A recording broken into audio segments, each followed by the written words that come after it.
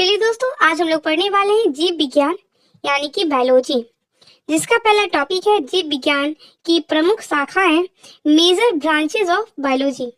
Question देखेंगे, जीव विज्ञान की कौन सी शाखा वंशानुक्रम पैटर्न के माध्यम पर केंद्रित है? आनुवांशिकी। इसके बारे में देखेंगे, आनुवांशिकी जीव विज्ञान की वह शाखा है जो वंशानुक्रम पैटर्न के अध्ययन पर केंद्रित है।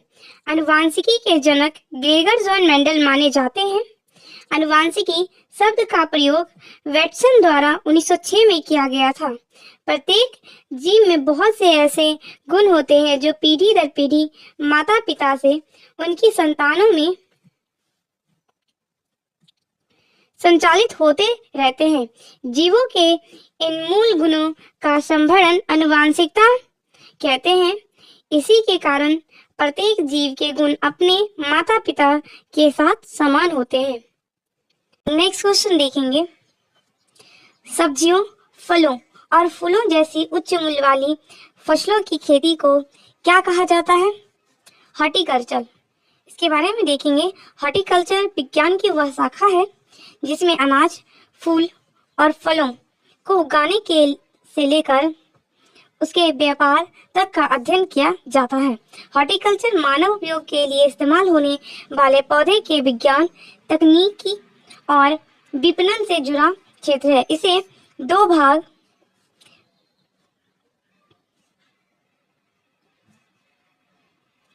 खाद, जिसमें फल, सब्जी, अनाज तथा अखाद, जिसमें फूल पौधे के रूप में जाना जाता है। नेक्स्ट क्वेश्चन देखेंगे, कोशिकाओं के अध्ययन को डैश कहा जाता है? साइटोलॉजी। इसके बारे में देखेंगे, कोशिकाओं के अध्ययन को साइटोलॉजी कहते हैं। सीरम एवं अन्य शारीरिक तरल पदार्थों के अध्ययन को सीरोलॉजी कहते हैं। रोगों की पहचान और निदान की विवेचना के अध्ययन को इटियोलॉजी कहते हैं। कोशिका में कोशिका झिल्ली के अंदर केंद्रक को छोड़कर संपूर्ण पदार्थ को कोशिका द्रव साइटोप्लाज्म कहते हैं। यह रवेदार जेलीनुमा अर्ध तरल पदार्थ है। यह कोशिका के 70% भाग की रचना करते हैं।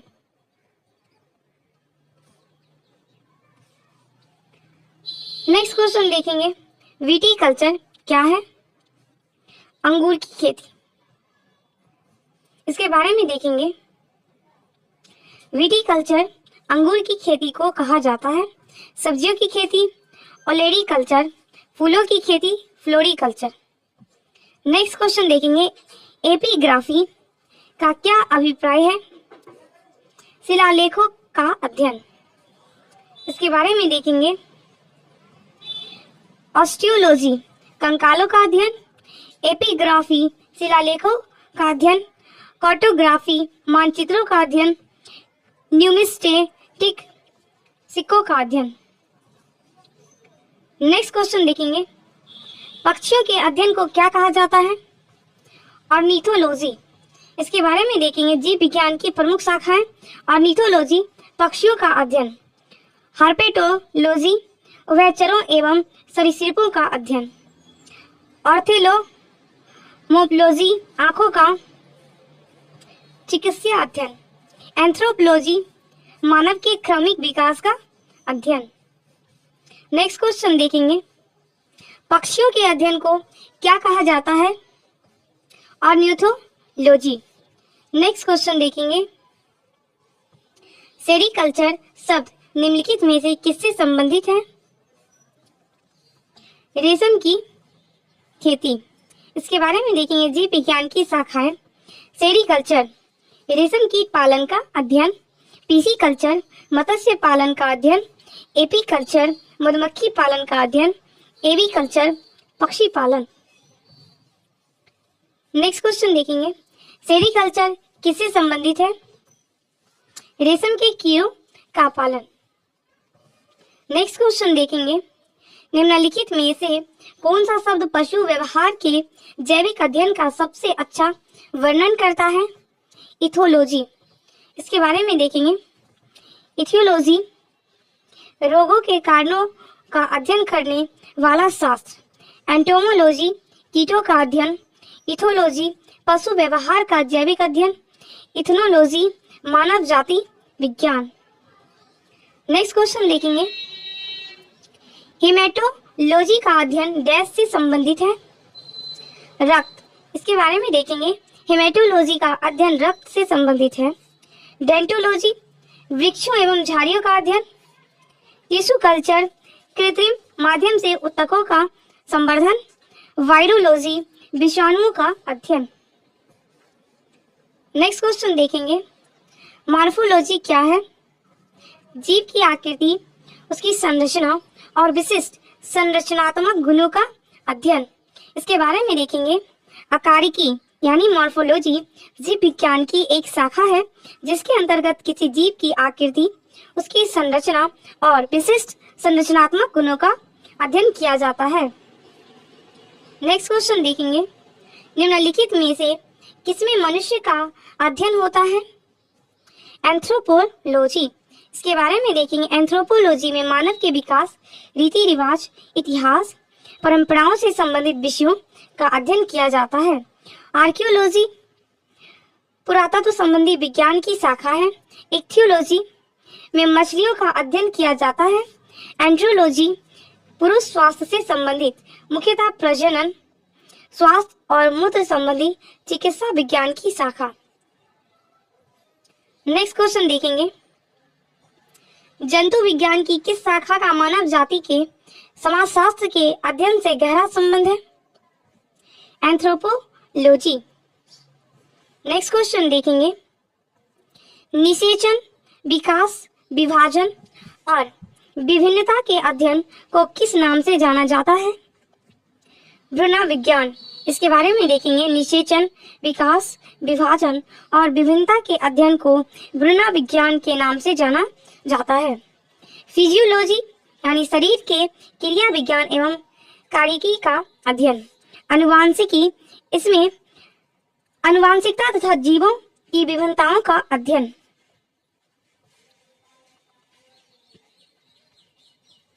क्रमागत उन्नति, क्रम विकास, अनुवांशिक लक्षणों के पीढ़ी दर पीढ़ी परिवर्तन का अध्ययन।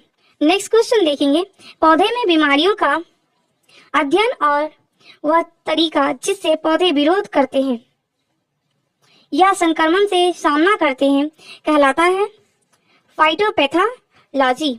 इसके बारे में देखेंगे, पौधे के रोग और उसके बचाव या सुरक्षा संक्रमण के अध्ययन को फाइटोपैथोलॉजी कहते हैं। नेक्स्ट क्वेश्चन देखेंगे, जीवित चीजों पर मृदा के प्रभाव का अध्ययन मृदा विज्ञान की किस शाखा के अंतर्गत किया जाता है? एडाफोलॉजी। इसके बारे में देखेंगे, विज्ञान की शाखा अध्ययन। एडाफोलॉजी जीवित चीजों पर मृदा के प्रभाव का अध्ययन। एंड्रोलॉजी पुरुषों में बांझपन व यौन रोगों का अध्ययन। एग्रोबायोलॉजी कृषि में पौधे का पोषण व जीवन का अध्ययन। डेस्मोलॉजी एनाटॉमी के अंतर्गत स्नायुबंध का अध्ययन। नेक्स्ट क्वेश्चन देखेंगे, निम्नलिखित में से शरीर विज्ञान एवं चिकित्सा की वह कौन सी शाखा है जो पुरुषों के विशिष्ट रोगों एवं स्थितियों से संबंधित है? एंड्रोलॉजी। इसके बारे में देखेंगे, एंड्रोलॉजी पुरुषों में बांझपन व यौन रोगों का अध्ययन। बायोइकोलॉजी प्राकृतिक वातावरण में रहने वाले जीवों के बीच अंतर संबंधों का अध्ययन। एस्टाकोलॉजी क्रेफिश का अध्ययन। डेस्मोलॉजी शरीर रचना यानी एनाटॉमी के अंतर्गत स्नायु बंधन लिगमेंट का अध्ययन। नेक्स्ट क्वेश्चन देखेंगे, निम्नलिखित में से चिकित्सा विज्ञान की कौन सी प्रशाखा यकृत के उपचार और अध्ययन से संबंधित है? हेप्टोलॉजी। इसके बारे में देखेंगे, हेप्टोलॉजी के अंतर्गत यकृत यानी लीवर, पित्ताशय की थैली यानी गॉल ब्लेडर और अग्नाशय पैनक्रियाज के साथ उनके विचारों का अध्ययन किया जाता है। हेल्कोलॉजी अल्सर का अध्ययन। जेरिएटेटिक्स बुजुर्ग ओल्ड पीपल के स्वास्थ्य की देखभाल का अध्ययन। नेक्स्ट क्वेश्चन देखेंगे, जीवों के वर्गीकरण से संबंधित जीव विज्ञान की शाखा को क्या कहते हैं? वर्गीकरण विज्ञान।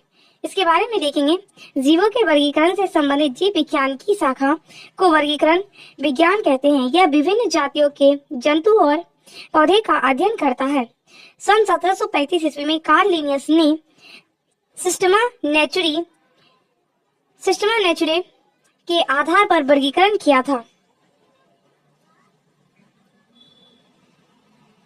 नोथोलॉजी धार्मिक मानवीय प्रयास, ईश्वर शक्ति का अध्ययन। शरीर रचना विज्ञान एनाटॉमी, शरीर रचना शरीर के चीर फाड़ का अध्ययन। सरोविज्ञान लिम्नोलॉजी, नदियों, झीलों, तालाबों, जल प्रपातों, अर्धभूमि और जो समुद्र से अलग है उसका अध्ययन। नेक्स्ट क्वेश्चन देखेंगे, जंतु विज्ञान किसका अध्ययन है? जानवरों का। इसके बारे में देखेंगे, जंतु विज्ञान जानवरों का अध्ययन है। नेक्स्ट क्वेश्चन देखेंगे, विज्ञान की एक शाखा जो जीवन या पृथ्वी से परे मौजूद जीवन की संभावनाओं से संबंधित है, उसको क्या कहा जाता है? एक्सोबायोलॉजी। इसके बारे में देखेंगे, एक्सोबायोलॉजी विज्ञान की वह शाखा है जो जीवन या पृथ्वी से परे मौजूद जीवन की संभावनाओं से संबंधित है। एंटोमोलॉजी शाखा के अंतर्गत कीटों का अध्ययन किया जाता है। माइकोलॉजी के अंतर्गत कवकों का तथा जीवाश्म विज्ञान। पैलियोंटोलॉजी के अंतर्गत प्राणियों और पादपों के अवशेषों का अध्ययन किया जाता है। नेक्स्ट क्वेश्चन देखेंगे, डैश तत्वों और मानव जैसी प्रजातियों जैसे कि बंदर, बानर, वनमानुष आदि के व्यवहार का अध्ययन है प्राइमेटोलॉजी। इसके बारे में देखेंगे, प्राइमेटोलॉजी इसके अंतर्गत मानव जैसी प्रजातियों के व्यवहार का अध्ययन किया जाता है।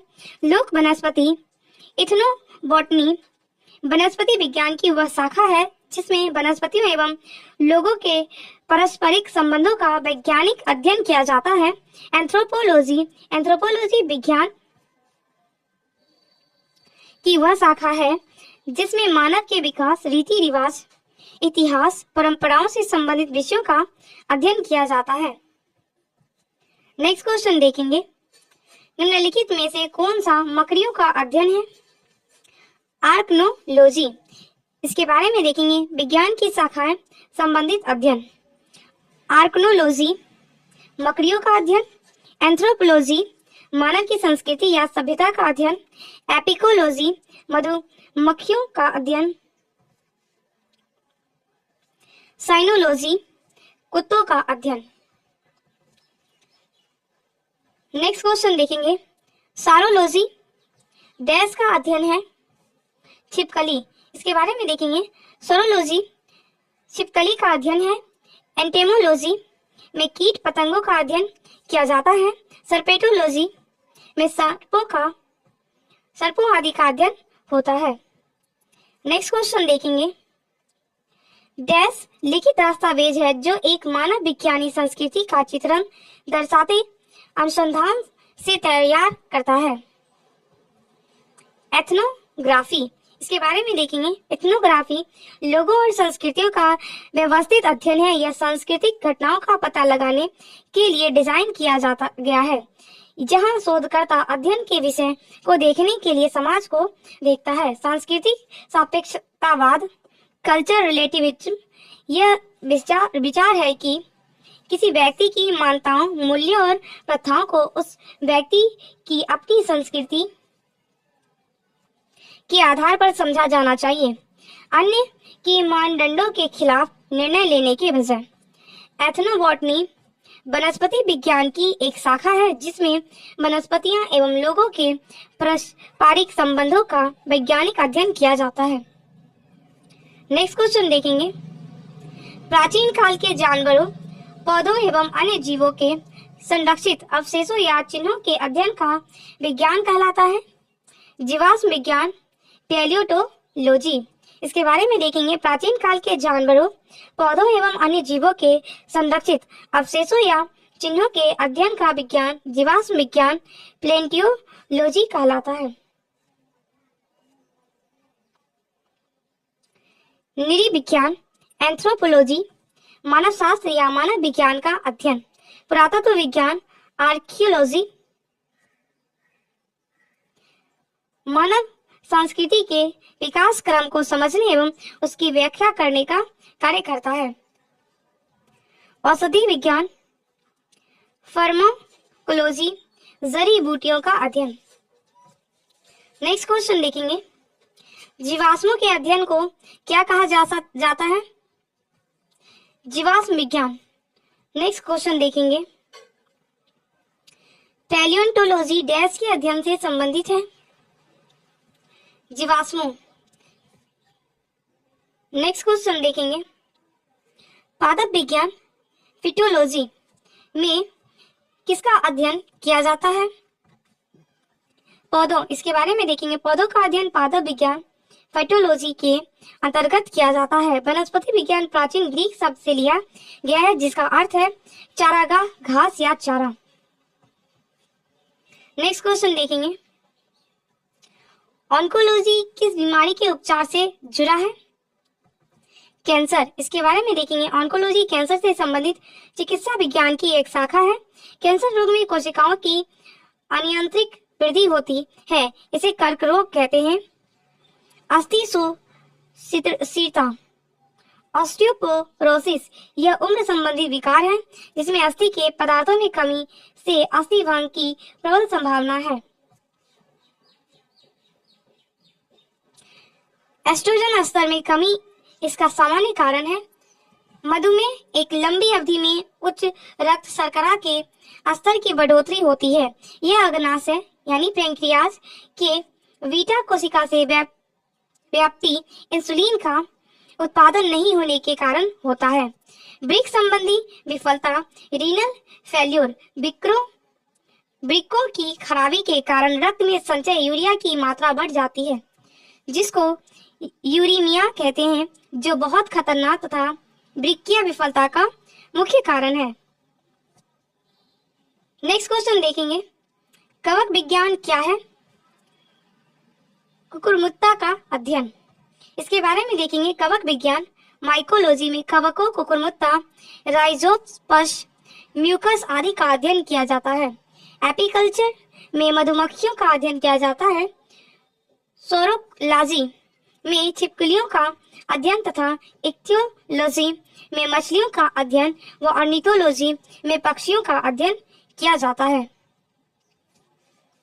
नेक्स्ट क्वेश्चन देखेंगे, माइकोलॉजी डैश के अध्ययन से संबंधित है? कवक। नेक्स्ट क्वेश्चन देखेंगे, ओनेरियोलॉजी किसका अध्ययन है? सपने। इसके बारे में देखेंगे, ओनेरियोलॉजी सपनों का वैज्ञानिक अध्ययन है। वर्तमान शोध में मस्तिष्क के कार्यों के बारे में सपने देखने और वर्तमान ज्ञान के बीच सहसंबंध स्थापित करने के प्रयास किए जाते हैं। नेक्स्ट क्वेश्चन देखेंगे, टॉक्सिकोलॉजी किसका अध्ययन है? जहर। इसके बारे में देखेंगे, जीवों के ऊपर रसायनों के प्रतिकूल प्रभावों के अध्ययन से संबंधित विधा को विष विज्ञान यानी टॉक्सिकोलॉजी कहते हैं। इसमें विषमता के लक्षण, प्रक्रिया, मैकेनिज्म, चिकित्सा एवं जांच आदि का अध्ययन किया जाता है। नेक्स्ट क्वेश्चन देखेंगे, टैक्सोनॉमी मूल रूप से डैश से संबंधित है? जैव विविधता। इसके बारे में देखेंगे, टैक्सोनॉमी वर्गीकीय विज्ञान मूल रूप से जैव विविधता से संबंधित है। आधुनिक वर्गीकरण की नींव कैरोलस लिनियस ने अपनी पुस्तक सिस्टेमा नेचुरम में डाली थी। इन्हें द्विनाम प्रणाली बनाने का श्रेय भी है। इस प्रणाली के अनुसार प्रत्येक प्राणी के नाम का प्रथम शब्द वंश, जीनस को तथा दूसरा शब्द जाति, स्पीशीज को दर्शाता है। नेक्स्ट क्वेश्चन देखेंगे, बायोसिस्टेमैटिक्स का उद्देश्य क्या है? अध्ययन के सभी क्षेत्रों में विभिन्न मानव की समग्रता पर उनके विकासवादी इतिहास और उनके फाइलोजेनी की स्थापना के आधार पर जीवों का वर्गीकरण। इसके बारे में देखेंगे, बायोसिस्टेमेटिक्स का उद्देश्य अध्ययन के सभी क्षेत्रों में मानकों की समग्रता पर उनके विकासवादी इतिहास और उनके फाइलोजेनिकी स्थापना के आधार पर जीवों का वर्गीकरण करना है। मूलतः जीव जंतु के वर्गीकरण को वर्गीकी टेक्सोनोमी या वर्गीकरण विज्ञान कहते हैं। नेक्स्ट क्वेश्चन देखेंगे, विभिन्न प्रकार के उत्तकों के अध्ययन को क्या कहा जाता है? उत्तक विज्ञान। इसके बारे में देखेंगे, विभिन्न प्रकार के उत्तकों के अध्ययन को उत्तक विज्ञान कहा जाता है। नेक्स्ट क्वेश्चन देखेंगे, जानवरों के उनके पर्यावरण के साथ संबंधों के अध्ययन को क्या कहा जाता है? इकोलॉजी।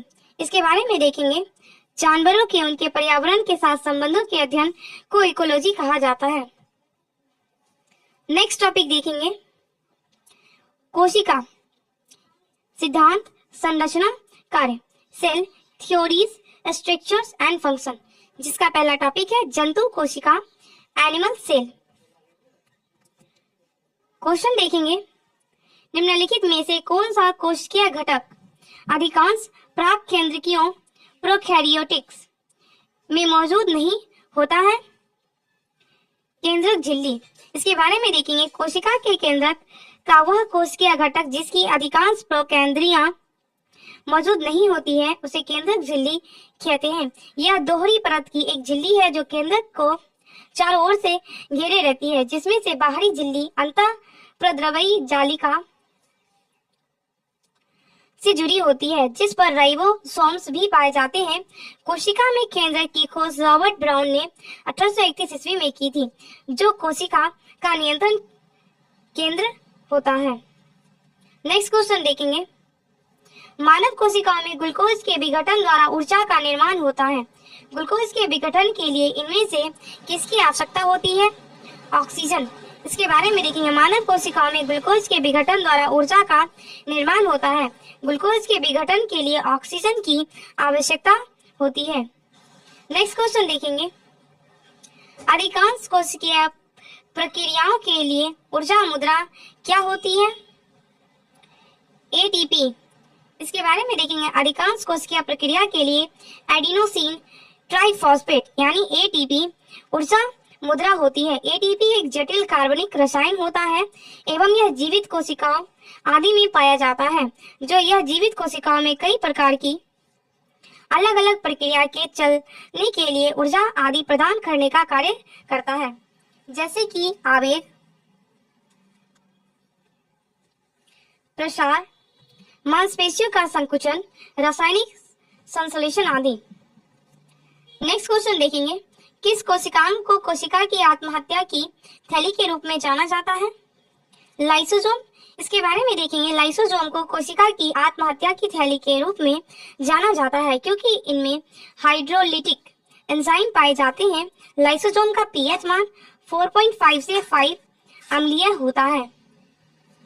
नेक्स्ट क्वेश्चन देखेंगे, कोशिका में 6 कार्बन वाले अणु ग्लूकोज के 3 कार्बन वाले अणु पाइरुवेट में विखंडन की प्रक्रिया कहाँ पर होती है? कोशिका द्रव्य। इसके बारे में देखेंगे, कोशिका में 6 कार्बन अणु ग्लूकोज के 3 कार्बन वाले अणु पाइरुवेट में विखंडन की प्रक्रिया कोशिका द्रव्य में होती है। कोशिका द्रव्य एक जेली जैसा पदार्थ है जो कोशिका झिल्ली एवं केंद्रक के बीच पाया जाता है। कोशिका के अन्य अथवा कोशिकांग कोशिका द्रव्य में ही पाए जाते हैं, जैसे माइटोकॉन्ड्रिया, गोल्गी काय, राइबोसोम इत्यादि। नेक्स्ट क्वेश्चन देखेंगे, प्रोकैरियोटिक राइबोसोम की उप इकाई संरचना क्या होती है? 50S और 30S। इसके बारे में देखेंगे, प्रोकैरियोटिक राइबोसोम कोशिका की जीवद्रव्य झिल्ली से जुड़े होते हैं। ये 15 से 20 नैनोमीटर आकार की होती हैं और 2 उप इकाइयों में 50S व 30S की बनी होती है, जो आपस में मिलकर 70S प्रोकैरियोटिक राइबोसोम बनाते हैं। राइबोसोम के ऊपर प्रोटीन संश्लेषित होती है। नेक्स्ट क्वेश्चन देखेंगे, प्राकेंद्रकी कोशिका यानी प्रोकैरियोटिक सेल की कुछ विशेषताओं का उल्लेख नीचे किया गया है। दिए गए विकल्पों में से गलत विकल्प का चयन कीजिए। ध्यान दीजिएगा, गलत विकल्प का चयन करने बोला गया है। झिल्लीबद्ध कोशिकाओं की मौजूदगी, यह कथन असत्य है, अतः इसका सही आंसर हो जाएगा ऑप्शन ए। बाकी के सभी सही है, तो इसको एक बार देख लेंगे। अत्यधिक छोटा आकार, एकल गुणसूत्र, इसका नाभिकीय क्षेत्र केंद्र काव कहलाता है। इसके बारे में देखेंगे। प्राक केंद्र की कोशिका की प्रमुख विशेषताएं, ये अत्यधिक छोटे आकार की एक गुणसूत्रीय होती हैं। इसका नाभिकीय क्षेत्र केंद्र काव कहलाता है। प्रोकैरियोटिक जीव या प्रोकैरियोटिक ऐसे जीवों को कहा जाता है जिसकी कोशिका झिल्ली बंद केंद्रक में नहीं पाई जाती है।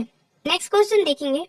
जब एटीपी में टर्मिनल फॉस्फेट लिंकेज को जल के उपयोग द्वारा तोड़ा जाता है तो कितनी ऊर्जा मुक्त होती है? 30.5 किलो मोल। इसके बारे में देखेंगे। संश्लेषित अणु एटीपी का उपयोग कोशिका में अन्य सभी गतिविधियों को बढ़ावा देने के लिए किया जाता है। इन प्रक्रियाओं में एटीपी टूट जाता है जो एक निश्चित मात्रा में ऊर्जा पैदा करता है जो कोशिका में होने वाली ऊष्माशोषी अभिक्रियाओं को चला सकता है। इस प्रकार जब पानी का उपयोग करके एटीपी में टर्मिनल फॉस्फेट लिंकेज को तोड़ा जाता है तो 30.5 किलो जूल के बराबर ऊर्जा निकलती है। नेक्स्ट क्वेश्चन देखेंगे। कौन सा कोशिकांग विषाक्त पदार्थों और औषधियों के जहरीले प्रभाव को खत्म कर देता है? अंतःद्रवी जालिका। इसके बारे में देखेंगे। अंतःद्रवी जालिका यानी एंडोप्लाज्मिक रेटिकुलम सुकेंद्रक कोशिकाओं यूकैरियोटिक सेल्स में स्थित एक झिल्लीदार कोशिकांग है। इनका प्रमुख कार्य विषाक्त पदार्थों और औषधियों के जहरीले प्रभाव को खत्म करना होता है। अंतःद्रवी जालिका की रचना प्लाज्मा झिल्ली के समान होती है। नेक्स्ट क्वेश्चन देखेंगे। निम्न में से किस प्राणी उत्तक में चपटी कोशिकाएं होती है? शल्की उपकला। इसके बारे में देखेंगे। शल्की उपकला उत्तक एक चपटी कोशिकाओं के पतले स्तर से बनता है जिसके किनारे अनियमित होते हैं। यह उत्तक रक्त वाहिकाओं की भित्ति में तथा फेफड़े के वायुकोश में पाया जाता है और यह विवरण सीमा का कार्य करती है। नेक्स्ट क्वेश्चन देखेंगे। निम्न में से कौन सा कथन गलत है? ध्यान दीजिएगा, गलत कथन पूछा गया है। ऑप्शन ए है किण्वन की प्रक्रिया के लिए ऑक्सीजन आवश्यक नहीं है, यह कथन बिल्कुल सही है। ऑप्शन बी है श्वसन के प्रथम चरण में पाइरुविक अम्ल का निर्माण होता है, यह भी कथन सही है। ऑप्शन सी है श्वसन के प्रथम चरण में ग्लूकोज का विघटन होता है, यह भी कथन सही है। ऑप्शन डी है माइटोकॉन्ड्रिया में ऑक्सीजन की सहायता से एसिटिक अम्ल का विघटन होता है, यह कथन असत्य है, अतः इसका सही आंसर हो जाएगा ऑप्शन डी। इसके बारे में देखेंगे। दिए गए कथनों में कथन 4 गलत है। माइटोकॉन्ड्रिया में ऑक्सीजन की सहायता से एसिटिक अम्ल का विघटन नहीं होता बल्कि पाइरुवेट का विघटन होता है। माइटोकॉन्ड्रिया को कोशिका का पावर हाउस कहा जाता है। नेक्स्ट क्वेश्चन देखेंगे। कशेरुकियों की यकृत कोशिकाओं में एसीआर द्वारा कौन सा महत्वपूर्ण कार्य किया जाता है? औषधियों और विषों का निराविषीकरण। इसके बारे में देखेंगे। कशेरुकी प्राणियों या जीवों के यकृत कोशिकाओं में एसईआर यानी स्मूथ एंडोप्लाज्मिक रेटिकुलम नामक पदार्थ स्रावित होता है तथा एक चिकनी झिल्ली नुमा परत पाई जाती है जिसका मुख्य कार्य औषधियों और विषों का निराविषीकरण या निमुक्त करने में महत्वपूर्ण भूमिका निभाता है। नेक्स्ट क्वेश्चन देखेंगे। नीचे दिए गए चित्रों ए और बी में 2 प्रकार के कोशिका विभाजनों को दर्शाया गया है। इसके संबंध में कौन सा विकल्प निम्न प्रश्नों का सही उत्तर प्रदान करता है? प्रश्न 1 है कोशिका विभाजन के प्रकार क्या है? प्रश्न 2 है विभाजन बी कब और कहां होता है?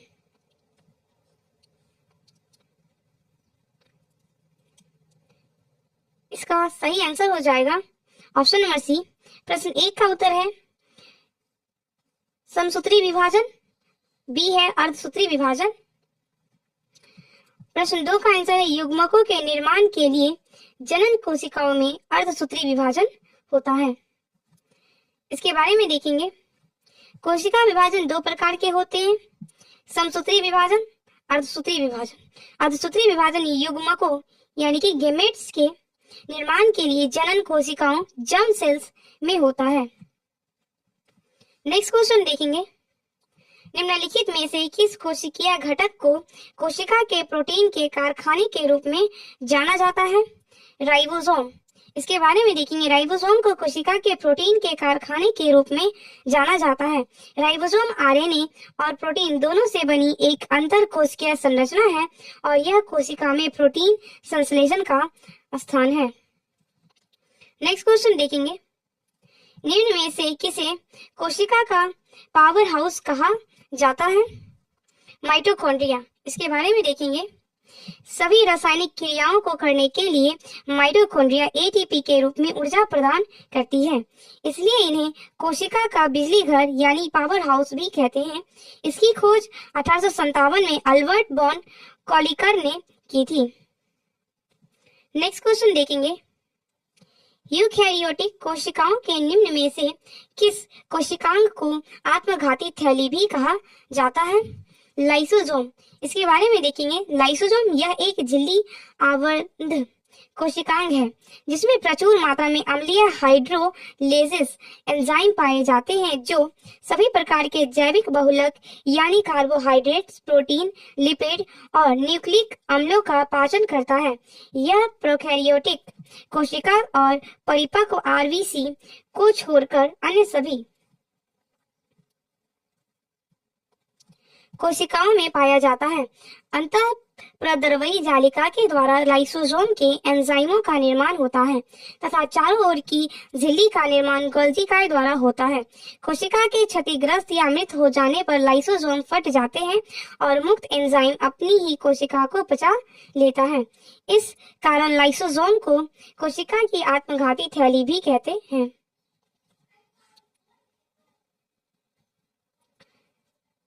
नेक्स्ट क्वेश्चन देखेंगे। निम्नलिखित में से किस कोशिकांग को कोशिका की आत्मघाती थैली के रूप में जाना जाता है? लाइसोसोम। इसके बारे में देखेंगे। लाइसोसोम को कोशिका की आत्मघाती थैली या आत्महत्या की थैली कहा जाता है क्योंकि उसमें हाइड्रोलाइटिक एंजाइम जमा होते हैं। इन एंजाइमों का उपयोग कोशिका में जटिल अणुओं को पचाने के लिए किया जाता है। लाइसोसोम न्यूक्लिक एसिड, पॉलीसेकेराइड, वसा और प्रोटीन को पचाने में सक्षम है। उनके साथ साथ लाइसोसोम भी अपने स्वयं के एंजाइमों द्वारा अपनी स्वयं की कोशिकाओं को पचाते हैं या क्षति पहुंचाते हैं जिससे कोशिका को मृत्यु हो जाती है। इस प्रक्रिया को ऑटोलिसिस कहा जाता है। नेक्स्ट क्वेश्चन देखेंगे। स्लाइडेन और स्वान द्वारा दिया गया कोशिका सिद्धांत निम्नलिखित में से किन जीवों पर लागू नहीं होता है? ध्यान दीजिएगा, लागू नहीं होता है पूछा गया है विषाणुओं पर। बाकी के सभी ऑप्शन कवकों पर, जंतुओं पर तथा शैवालों पर स्लाइडेन और स्वान द्वारा दिए गए कोशिका सिद्धांत लागू होते हैं। इसके बारे में देखेंगे। स्लाइडेन और स्वान द्वारा दिया गया कोशिका सिद्धांत कवकों, जंतुओं और शैवालों पर लागू होता है परंतु विषाणुओं पर यह लागू नहीं होता है। नेक्स्ट क्वेश्चन देखेंगे। रॉबर्ट हुक द्वारा कोशिका की खोज किस प्रकार की गई? कॉर्क का निरीक्षण करके। इसके बारे में देखेंगे। कोशिका की खोज रॉबर्ट हुक द्वारा 1665 ईस्वी में किया गया। इन्होंने कॉर्क के स्लाइस का सामान्य आवर्धक यंत्र की सहायता से अध्ययन किया।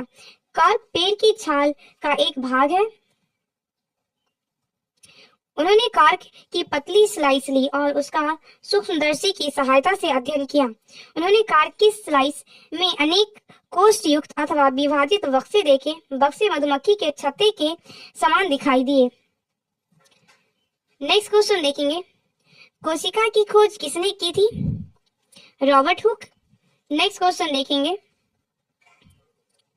केंद्रक और कोशिका झिल्ली के बीच मौजूद जेली जैसी पदार्थ को क्या कहा जाता है? कोशिका द्रव। इसके बारे में देखेंगे। कोशिका जीवों की आधारभूत संरचनात्मक एवं कार्यात्मक इकाई होती है। यह एक विशिष्ट पारगम्य कला से घिरी रहती है तथा प्रायः इसमें स्वजनन की क्षमता होती है। कोशिका की संरचना कोशिका झिल्ली, कोशिका द्रव्य तथा केंद्रक से मिलकर होती है, जिन्हें कोशिकांग कहते हैं। कोशिका द्रव यानी साइटोप्लाज्म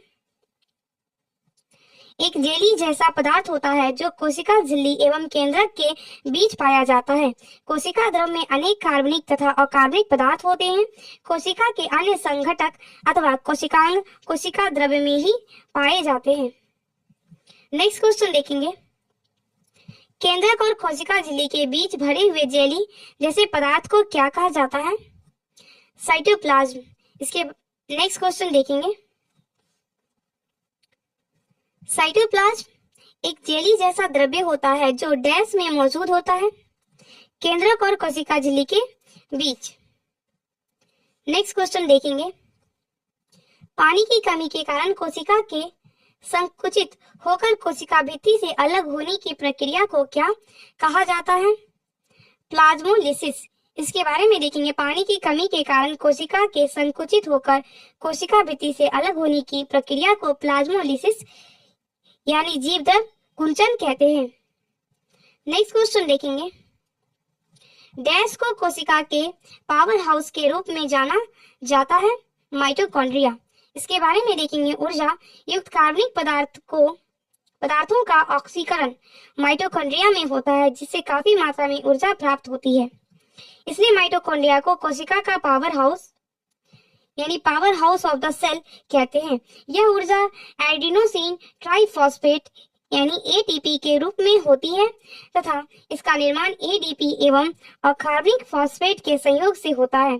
इसे कोशिका का श्वसन स्थल भी कहते हैं। जीवाणु एवं नील हरित शैवाल को छोड़कर सभी सजीव पादप एवं जंतु कोशिकाओं में माइटोकॉन्ड्रिया पाया जाता है।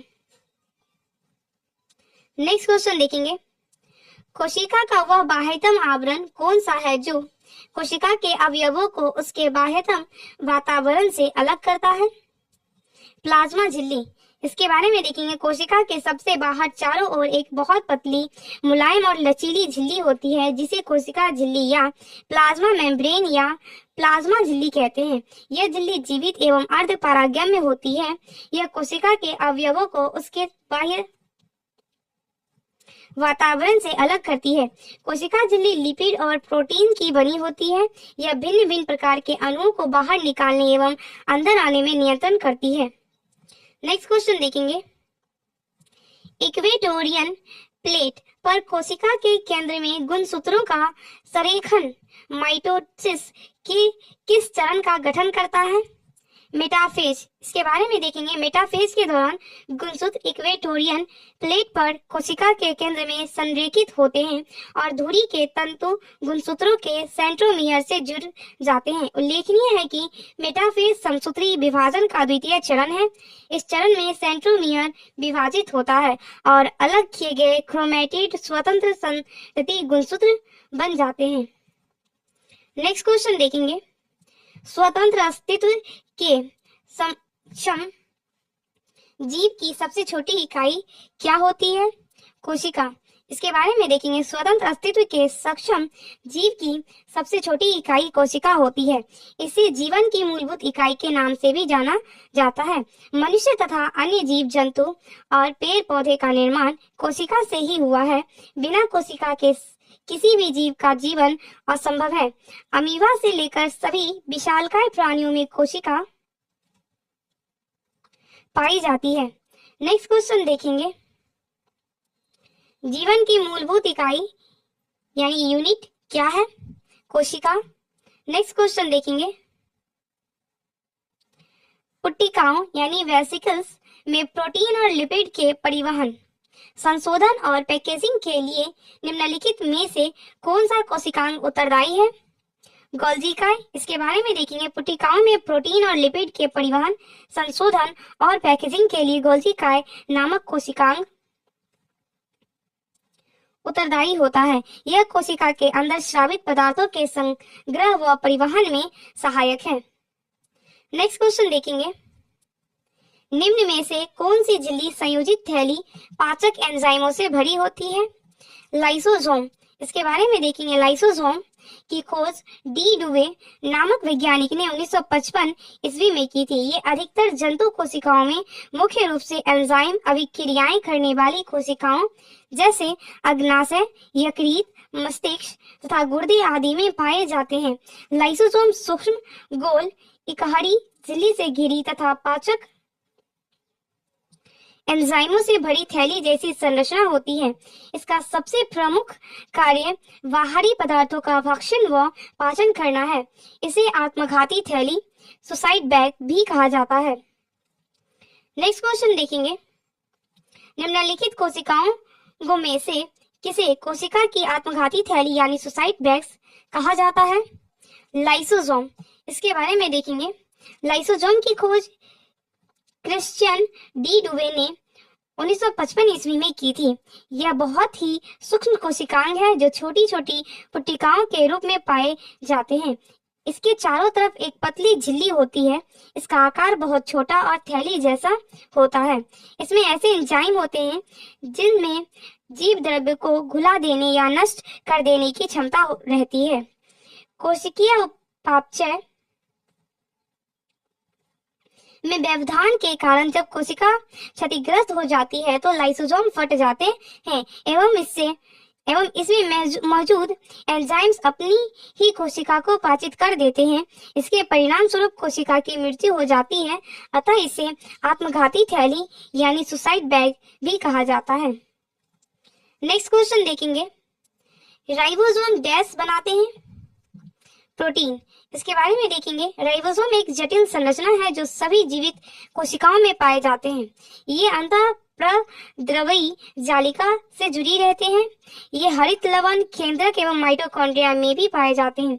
राइबोसोम प्रोटीन संश्लेषण नामक प्रक्रिया में एमिनो एसिड से प्रोटीन बनाते हैं। नेक्स्ट क्वेश्चन देखेंगे, प्रोटोप्लाज्म शब्द किसने गढ़ा? Johann Evangelist Purkinje. इसके बारे में देखेंगे, जीव द्रव प्रोटोप्लाज्म का नामकरण पुरकिंजे ने 1839 में किया था। यह एक तरल, गाढ़ा, रंगहीन, पारदर्शी, लसलसा, वजन युक्त पदार्थ है। जीव की सारी जैविक क्रियाएं इसी के द्वारा संपन्न होती है। इसलिए जीव द्रव्य को जीवन का भौतिक आधार कहते हैं। नेक्स्ट क्वेश्चन देखेंगे, डैश कोशिका की एक प्रकार की अपशिष्ट निस्तारण प्रणाली है। वे किसी भी बाह्य सामग्री के साथ साथ खराब हो चुके कोशिकांगों को पचाकर कोशिका को साफ रखने में मदद करते हैं। लाइसोसोम। इसके बारे में देखेंगे, लाइसोसोम कोशिका की एक प्रकार की अपशिष्ट निस्तारण प्रणाली है। लाइसोसोम का मुख्य कार्य पाचन करना होता है। यह मृत कोशिकाओं का निष्कासन करता है, अर्थात अपशिष्ट पदार्थों का निष्कासन करता है। लाइसोसोम यूकैरियोटिक कोशिका में पाए जाते हैं। ये कोशिकांगों को पचाकर कोशिका को साफ कर रखने में मदद करते हैं एवं साथ ही साथ कोशिकांग को क्वलांत भी करते हैं। नेक्स्ट क्वेश्चन देखेंगे, निम्नलिखित में से कौन सा ऑर्गेनेल किसी भी बाह्य सामग्री को पचाकर कोशिका को साफ रखने में सहायक होता है, साथ ही कोशिकांग को क्वांत भी करता है? लाइसोसोम। नेक्स्ट क्वेश्चन देखेंगे, निम्नलिखित में से कौन सा कथन असत्य है? ध्यान दीजिएगा, असत्य कथन पूछा गया है। ऑप्शन ए है, पादप कोशिकाओं में जंतु कोशिकाओं की तुलना में छोटी रिक्तियां यानी कि वैक्यूल्स पाई जाती है। यह कथन असत्य है, अतः इसका सही आंसर हो जाएगा ऑप्शन ए। बाकी के कथन सभी सही थे, सत्य है, तो इसको एक बार देख लेंगे। पादप कोशिकाएं सामान्यतः जंतु कोशिकाओं से बड़ी होती है, बिल्कुल सही। जंतु कोशिकाओं में लवण नहीं पाए जाते हैं, यह भी कथन सही है। पादप कोशिकाओं में कोशिका भित्तियां पाई जाती हैं, जबकि जंतु कोशिका में नहीं पाई जाती है। इसके बारे में देखेंगे, पादप कोशिकाएं, जंतु कोशिकाएं। पादप कोशिकाएं आकार में पादप कोशिकाएं जंतु कोशिका से बड़ी होती हैं। जंतु कोशिकाएं प्रायः आकार में छोटी होती है। पादप कोशिकाओं में सेलुलोज जैसे प्लाज्मा झिल्ली से बड़ी कोशिका भित्ति उपस्थित रहती है, जबकि जंतु कोशिका में कोशिका भित्ति अनुपस्थित होती है। पादप में रसधानी या रिक्तिका बड़ी होती है, जबकि जंतु कोशिका में रसधानी या रिक्तिका बहुत छोटी और अस्थायी होती है। पादप कोशिका में लवक पाए जाते हैं, जंतु कोशिका में लवक नहीं होते हैं। नेक्स्ट क्वेश्चन देखेंगे, इनमें से कौन सा तरल पदार्थ आंत से अवशोषित वसा को ग्रहण करता है और अतिरिक्त द्रव को अतिरिक्त कोशिकीय स्थान से वापस रक्त में ले जाते हैं? लसिका। इसके बारे में देखेंगे, लसिका एक रंगहीन द्रव है जो कोशिकाओं के चारों ओर एक पतली परत के रूप में विद्यमान रहती है। इस द्रव में विशिष्ट लिम्फोसाइट होते हैं जो शरीर के प्रतिरक्षा अनुक्रिया के लिए उत्तरदायी होते हैं। लसिका पोषक पदार्थ, हार्मोन आदि का संवहन करती है। यह आंत में उपस्थित लैक्टियल वसा को अवशोषित करती है तथा अतिरिक्त द्रव को अतिरिक्त कोशिकीय स्थान से वापस रक्त में ले जाती है। नेक्स्ट क्वेश्चन देखेंगे, निम्नलिखित में से अर्धसूत्रण के लिए कौन सा कथन सत्य नहीं है? ध्यान दीजिएगा, सत्य नहीं पूछा गया है। ऑप्शन बी, अर्धसूत्रण के परिणाम स्वरूप परिणामी कोशों में गुणसूत्रों की संख्या दोगुनी हो जाती है। यह कथन असत्य है, अतः इसका सही आंसर हो जाएगा ऑप्शन बी। बाकी के सभी सत्य हैं, तो इसको एक बार देख लेंगे। अर्धसूत्रण 2 चरणों में होता है। अर्धसूत्रण के दौरान जनक कोशों के जीन परिणामों कोशों में मिश्रित हो जाते हैं। जनन ग्रंथि यानी गोनोड में अर्धसूत्रण युग्मक के उत्पादन के लिए होता है। इसके बारे में देखेंगे, अर्धसूत्री विभाजन जनन कोशिकाओं में होता है। यह निम्न 2 चरणों में संपन्न होता है। पहला है अर्धसूत्री प्रथम, दूसरा है अर्धसूत्री द्वितीय। अर्धसूत्रण के परिणाम स्वरूप परिणामी कोशिकाओं में गुणसूत्रों की संख्या आधी रह जाती है। अर्धसूत्रण में जनकों से भिन्न गुणसूत्र होने के कारण आनुवंशिक विविधता होती है। इस विभाजन के दौरान गुणसूत्रों के बीच आनुवंशिक पदार्थों का आदान प्रदान होता है। नेक्स्ट क्वेश्चन देखेंगे, किस कोशिकांग को कोशिका का मास्टर कहा जाता है? नाविक। इसके बारे में देखेंगे, नाविक को कोशिका का मास्टर कहा जाता है। नाविक कोशिका के डीएनए की ब्लूप्रिंटिंग के अवयव अपने में समाहित रखता है। नेक्स्ट क्वेश्चन देखेंगे, किसी कोशिका में मौजूद सबसे बड़ा कोशिकांग कौन सा है? नाविक। इसके बारे में देखेंगे, नाविक कोशिका में उपस्थित सबसे बड़ा कोशिकांग है। नाविक की कोशिका की क्रियाकलापों की नियंत्रित करता है। नेक्स्ट क्वेश्चन देखेंगे, निम्नलिखित में से किस कोशिकांग को कोशिका का प्रोटीन कारखाना कहा जाता है? राइबोसोम। इसके बारे में देखेंगे, राइबोसोम सजीव कोशिका के कोशिका द्रव में स्थित बहुत ही सूक्ष्म कण है जिनकी प्रोटीन के संश्लेषण में महत्वपूर्ण भूमिका है, इसलिए इसे कोशिका की प्रोटीन की फैक्ट्री कहा जाता है। नेक्स्ट क्वेश्चन देखेंगे, निम्नलिखित में से कौन सा कोशिकांग केवल पशु कोशिका में पाया जाता है? लाइसोसोम। इसके बारे में देखेंगे, लाइसोसोम जंतुओं की कोशिका में मुख्यतः पाया जाता है। इसकी खोज वर्ष 1955 में डी डुवे ने की थी। इसका प्रमुख कार्य कोशिका में एंडोसाइटोसिस द्वारा लाए गए प्रोटीन तथा अन्य पदार्थों का पाचन है। भोजन की कमी के समय लाइसोसोम साइटोप्लाज्म में स्थित प्रोटीन, लिपिड तथा कार्बोहाइड्रेट का पाचन करता है। इसी कारण इसे आत्महत्या की थैली कहते हैं। नेक्स्ट क्वेश्चन देखेंगे, शरीर में लगी चोट की मरम्मत के लिए किस प्रकार के सेल विभाजन का प्रयोग किया जाता है? केवल समसूत्रण। इसके बारे में देखेंगे, शरीर में लगी चोट की मरम्मत के लिए केवल समसूत्रण सेल विभाजन का प्रयोग किया जाता है।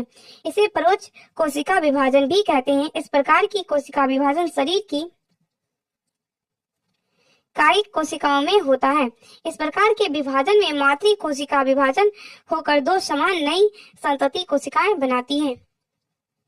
नेक्स्ट क्वेश्चन देखेंगे, एक पशु के शरीर की सबसे बड़ी कोशिका इनमें से कौन है?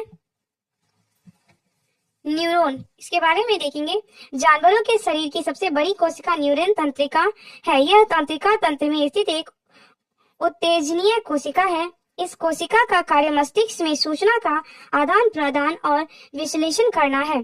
तंत्रिका कोशिका में कोशिकीय विभाजन नहीं होता है, जिससे इसके नष्ट होने पर दोबारा प्राप्त नहीं किया जा सकता है, किंतु इसे स्टेम कोशिका द्वारा ही प्राप्त किया जा सकता है।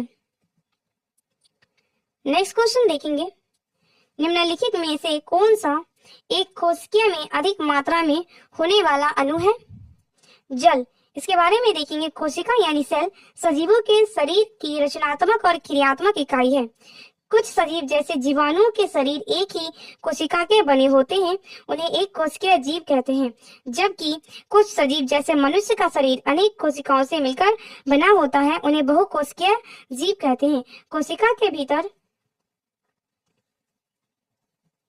निम्नलिखित संरचनाएं पाई जाती हैं: केंद्रक एवं केंद्रिका, जीव द्रव्य, गोल्जिकाय, कनाभ सूत्र, अंतर्द्रव्य जालिका, गुणसूत्र, राइबोसोम तथा सेंट्रोसोम। लवक। जीव द्रव्य में जल की मात्रा लगभग 80%, प्रोटीन 15%, वसाएं 3%, कार्बोहाइड्रेट 1% और अकार्बनिक लवण 1% होता है। नेक्स्ट क्वेश्चन देखेंगे, कोशिका सिद्धांत निम्नलिखित में से किस पर लागू नहीं होता है? ध्यान दीजिएगा, लागू नहीं होता है पूछा गया है विषाणु। बाकी के सभी ऑप्शन जैसे जीवाणु, शैवाल तथा कवक पर कोशिका सिद्धांत लागू होते हैं। इसके बारे में देखेंगे, स्लाइडेन तथा स्वान ने संयुक्त रूप से कोशिका सिद्धांत को प्रतिपादित किया, यद्यपि इनका सिद्धांत यह बताने में असफल रहा है कि नई कोशिकाओं का निर्माण कैसे होता है। पहली बार रुडॉल्फ विर्चो 1855 ने स्पष्ट किया कि कोशिका विभाजन होता है और नई कोशिकाओं का निर्माण पूर्व स्थित कोशिकाओं के विभाजन यानी ओमनिस सेलुला ई सेलुला से होता है। इन्होंने स्लाइडेन तथा स्वान की कल्पना को रूपांतरित कर नया कोशिका सिद्धांत प्रतिपादित किया। सभी जीव कोशिका व कोशिका उत्पाद से बने होते हैं। सभी कोशिकाएं पूर्व स्थित कोशिकाओं से बनी होती हैं। अकोशिकीय जीव जैसे वायरस, वायरोइड तथा प्रोशम यानी कि प्रियोन पर कोशिका सिद्धांत लागू नहीं होता है। नेक्स्ट क्वेश्चन देखेंगे, निम्न को सुमेलित करें। लाइसोसोम आत्महत्या की थैली, डीएनए गुणसूत्र, माइटोकॉन्ड्रिया पावर हाउस। तो इसका सही आंसर हो जाएगा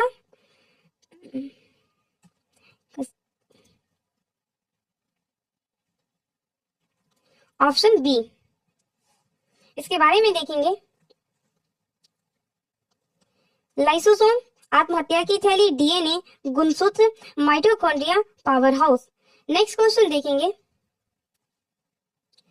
कोशिका प्रक्रियात्मक यानी कि फंक्शनल क्रियाओं का नियंत्रण कौन करता है? केंद्रक। इसके बारे में देखेंगे, कोशिका प्रक्रियात्मक क्रियाओं का नियंत्रण केंद्रक करता है। कोशिका केंद्रक में कोशिका के अधिकांश अनुवांशिक पदार्थ होते हैं जो क्रोमोसोम बनाने के लिए हिस्टोन्स जैसी प्रोटीनों की एक विशाल विविधता के साथ कई लंबे रैखिक डीएनए अणुओं के रूप में संगठित होते हैं। इन गुणसूत्रों के भीतर जीन कोशिका के परमाणु जीनोम है और कोशिका फंक्शन को बढ़ावा देने के लिए इस तरह से संरक्षित है। नाभिकीय जीन की अखंडता को बनाए रखता है और जीन की अभिव्यक्ति को नियंत्रित करके कोशिकाओं की गतिविधियों को नियंत्रित करता है। इसलिए नाभिकीय सेल का नियंत्रक केंद्रक है। नेक्स्ट क्वेश्चन देखेंगे, सूत्री विभाजन के चरण का नाम बताएं जिसके दौरान विभाजित सेल के गुणसूत्र मध्य रेखा पर स्थित होते हैं। मेटाफेज। इसके बारे में देखेंगे, सूत्री विभाजन मुख्यतः जनन कोशिकाओं यानी जर्म सेल्स के अतिरिक्त सभी जीवित कायिक कोशिकाओं यानी सोमेटिक सेल्स में होता है।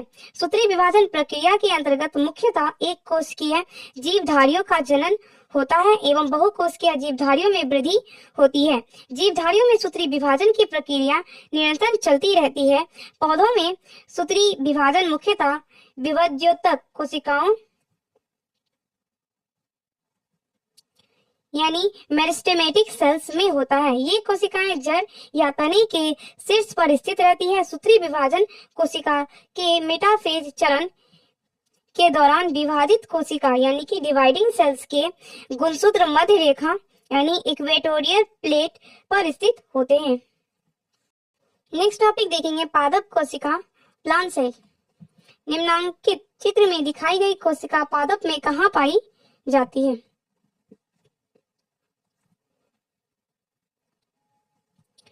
सेल वॉल, और ये साइटोप्लाज्म, देन न्यूक्लियर वैक्यूल्स।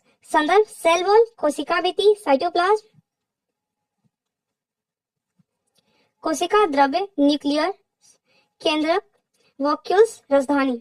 इसका सही आंसर है ऑप्शन नंबर डी, जड़। इसके बारे में देखेंगे। चित्र में दिखाई गई कोशिका पादप के जड़ों में पाई जाती है। कोशिका सभी जीवों में जीवन की मूलभूत इकाई है। कोशिकाएं दो प्रकार की होती हैं, यूकेरियोटिक तथा प्रोकैरियोटिक। पादप कोशिकाएं यूकेरियोटिक कोशिकाएं हैं। नेक्स्ट क्वेश्चन देखेंगे। पादप कोशिकाओं में मौजूद डैश की मात्रा संचालन को सुगम बनाने के लिए कोशिकाओं की संरचना में परिवर्तन कर देती है। जल। इसके बारे में देखेंगे। पादप कोशिकाओं में मौजूद जल की मात्रा संचालन को सुगम बनाने के लिए कोशिकाओं की संरचना में परिवर्तन कर देती है। नेक्स्ट क्वेश्चन देखेंगे। पौधों को ऊर्जा की कम आवश्यकता क्यों होती है? क्योंकि उनमें अत्यधिक मृत कोशिकाएं पाई जाती हैं। इसके बारे में देखेंगे। पौधों को जानवरों की अपेक्षा कम ऊर्जा की आवश्यकता इसलिए होती है क्योंकि पौधे के शरीर में जैसे कई मृत कोशिकाएं पाई जाती है जिन्हें किसी ऊर्जा की आवश्यकता नहीं होती। साथ ही पौधों को जानवरों की तरह भोजन व आश्रय की तलाश में जाना नहीं पड़ता। नेक्स्ट क्वेश्चन देखेंगे। पादप कोशिकाओं में कोशिका भित्ति क्यों पाई जाती है? क्योंकि कोशिका भित्ति विभिन्न पर्यावरणीय कारकों से पादप कोशिकाओं की रक्षा करती है। इसके बारे में देखेंगे। पादप कोशिकाओं में कोशिका भित्ति पाई जाती है क्योंकि कोशिका भित्ति विभिन्न पर्यावरणीय कारकों से पादप कोशिकाओं की रक्षा करती है। पादप कोशिका भित्ति सेलुलोज और पैक्टिन से निर्मित होती है। कोशिका भित्ति में दो परतें होती हैं जिनके मध्य लेमेला नामक दीवार होती है। कोशिका भित्ति का मुख्य कार्य कोशिका को आकृति प्रदान करना एवं प्रोटोप्लाज्म की रक्षा करना है। नेक्स्ट क्वेश्चन देखेंगे। कोशिका में केंद्रक के अतिरिक्त निम्न में से किन दो कोशिकांगों के अपने डीएनए और राइबोसोम होते हैं? लवक और माइटोकॉन्ड्रिया। इसके बारे में देखेंगे। कोशिका में केंद्रक के अतिरिक्त लवक और माइटोकॉन्ड्रिया कोशिकांगों के अपने डीएनए और राइबोसोम होते हैं। लवक पादप कोशिकाओं के कोशिका द्रव्य में पाए जाने वाले गोल या अंडाकार रचना है। इनमें पादपों के लिए महत्वपूर्ण रसायनों का निर्माण होता है। जीवाणु एवं नील हरित शैवाल को छोड़कर से सभी सजीव पादप एवं जंतु कोशिकाओं के कोशिका द्रव्य में अनियमित रूप से बिखरे हुए दोहरी झिल्ली आवंध कोशिकांगों को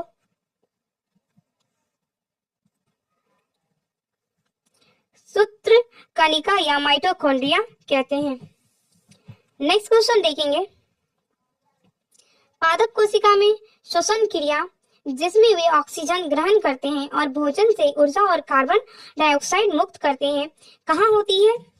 माइटोकॉन्ड्रिया। इसके बारे में देखेंगे। पादप कोशिका में श्वसन क्रिया जिसमें वे ऑक्सीजन ग्रहण करते हैं और भोजन से ऊर्जा और कार्बन डाइऑक्साइड मुक्त करते हैं माइटोकॉन्ड्रिया में होती है। नेक्स्ट क्वेश्चन देखेंगे। अपशिष्ट उत्पादों को पादप कोशिका के अंदर कहाँ संचित किया जाता है? रसधानियों में। इसके बारे में देखेंगे। अपशिष्ट उत्पादों को पादप कोशिका के अंदर रसधानियों में संचित किया जाता है। रसधानी जंतु और पादप कोशिकाओं के कोशिका द्रव्य में पाई जाने वाली रचना है। पादप कोशिकाओं में रसधानियां जल संतुलन बनाए रखने में मदद करती हैं। कभी कभी एक रिक्तिका पादप कोशिका के अधिकांश आंतरिक स्थान को घेर सकती है। नेक्स्ट क्वेश्चन देखेंगे। पर्णहरित यानी क्लोरोफिल वर्णक कोशिका के इनमें से किस घटक में मौजूद होता है? हरित लवक, इसके बारे में देखेंगे। हरित लवक पौधों के लिए अत्यंत महत्वपूर्ण कोशिकीय संरचना है।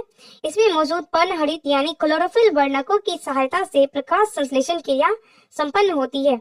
इसमें क्लोरोफिल के अतिरिक्त ज़ैंथोफिल तथा कैरोटीन वर्णक भी पाए जाते हैं।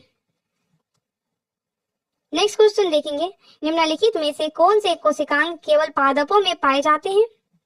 लवक, इसके बारे में देखेंगे। लवक केवल पादपों में पाए जाते हैं। लवक पादप कोशिकाओं के कोशिका द्रव में पाए जाने वाले गोल या अंडाकार रचना है। लवक 3 प्रकार के होते हैं, हरित लवक, क्लोरोप्लास्ट, अवर्णी लवक, ल्यूकोप्लास्ट, वर्णी लवक, क्रोमोप्लास्ट। माइटोकॉन्ड्रिया पौधों एवं जंतु कोशिकाओं में पाई जाती है। इसे कोशिका का ऊर्जा घर यानी पावर हाउस भी कहते हैं। नेक्स्ट क्वेश्चन देखेंगे, जब आप किसी पादप कोशिका, कवक कोशिका या जीवाणु कोशिका को एक अत्यधिक तनुवाह्य माध्यम में रखते हैं तो पादप कोशिका या कवक कोशिका जल को अवशोषित करेगी किंतु फटेगी नहीं, जबकि जंतु कोशिका फट जाएगी। पादप कोशिका का कौन सा भाग उसे आने वाले जल के दाब का सहन करने में सहायता करता है? कोशिका भित्ति, इसके बारे में देखेंगे। पादप कोशिका में कोशिका भित्ति पाई जाती है। कोशिका भित्ति आने वाले जल के दाब को सहन करने में कोशिका की सहायता करती है। यह जंतु कोशिकाओं में अनुपस्थित होती है। नेक्स्ट क्वेश्चन देखेंगे, निम्नलिखित आकृति में दिखाई गई पादप कोशिका में हम अपशिष्ट उत्पाद कहाँ पा सकते हैं?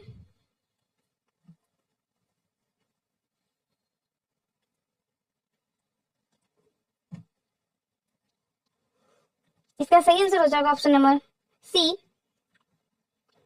3-4 द्वारा दिखाए गए क्षेत्र में। इसके बारे में देखेंगे। आकृति में दिखाई गई पादप कोशिका में हम अपशिष्ट उत्पाद 3-4 द्वारा दिखाए गए क्षेत्र यानी रसधानी जालिका में पाया जाता है।